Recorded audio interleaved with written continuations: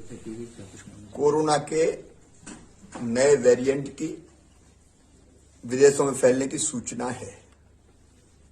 अभी तक भारत में नए वेरिएंट की उपस्थिति की कोई सूचना नहीं है, लेकिन सावधानियां अत्यंत जरूरी है। इसलिए आज ही हमने बैठक करके कुछ फैसले किए हैं। एक हमने निर्देश दिए हैं कि दूसरे देशों से मध्य प्रदेश में आने वाले यात्रियों के संबंध में भारत सरकार के सर्विलांस के नियमों का कड़ाई से पालन किया जाए।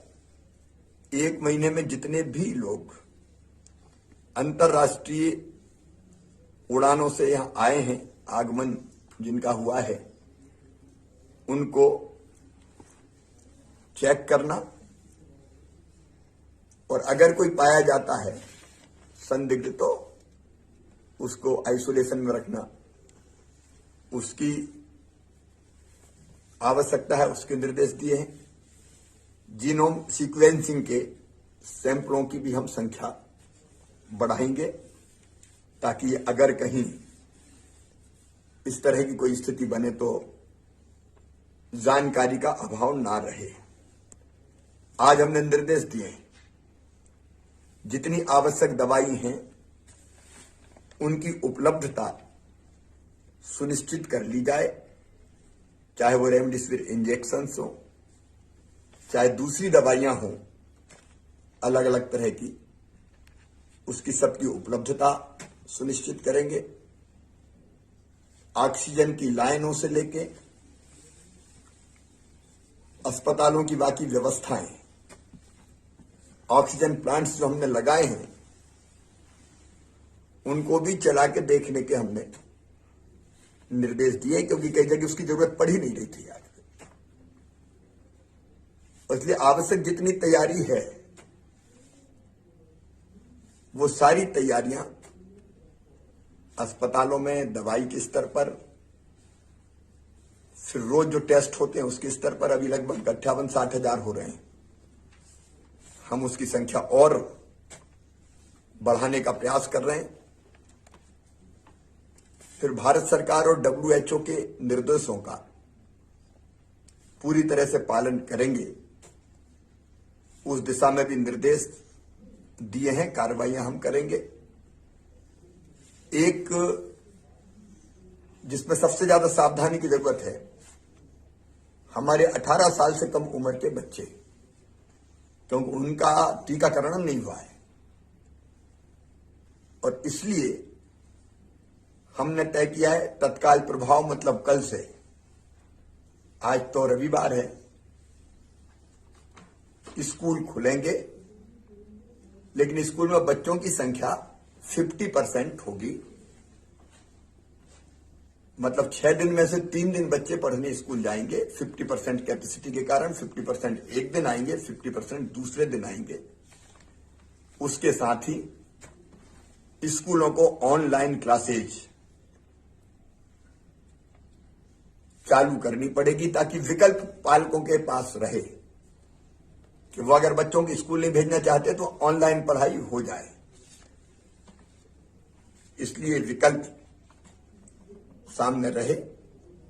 पेरेंट्स की इच्छा होगी तो ही बच्चे स्कूल जाएंगे। बिना पेरेंट्स की अनुमति के बच्चे स्कूल नहीं बुलाए जाएंगे। पेरेंट भेजेंगे भी नहीं, लेकिन हम उनकी अनुमति आवश्यक होगी।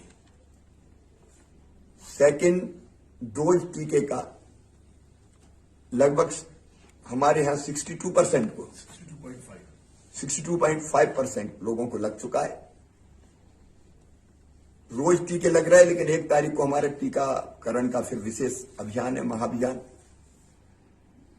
सभी से मैं अपील करता हूं कि पूरी ताकत से जुट के जो शेष बचे हैं सेकेंड डोज के लिए या फर्स्ट के लिए भी कोई शेष बच गया है तो उसका टीकाकरण पूरा हो जाए। 29 तारीख को पहले से ही मेरा तय था कलेक्टर एसपी के साथ वीडियो कॉन्फ्रेंसिंग का, तो उसमें हम कोविड की पूरी समीक्षा करके सभी आवश्यक निर्देश कल कलेक्टर्स को, एसपी को, संबंधित और अधिकारियों को, कमिश्नर, आईजी सबको दिए जाएंगे। प्रदेश पूरी तरह से अलर्ट पर रहेगा। 1 तारीख को सवेरे मैं 10 बजे क्राइसिस मैनेजमेंट कमेटियों से चर्चा करूंगा। क्राइसिस मैनेजमेंट कमेटी हमारे जिलों की, मंडलों की, ब्लॉक्स की और पंचायतों की, और सबको हम तैयार रखेंगे कि अगर तीसरी लहर आती है तो उससे लड़ने के लिए हम कमर कस के तैयार रहें, क्योंकि बिना समाज के सहयोग के ये लड़ाई जीतना कठिन होता। पहले भी समाज के सहयोग से हम लोग जीते हैं।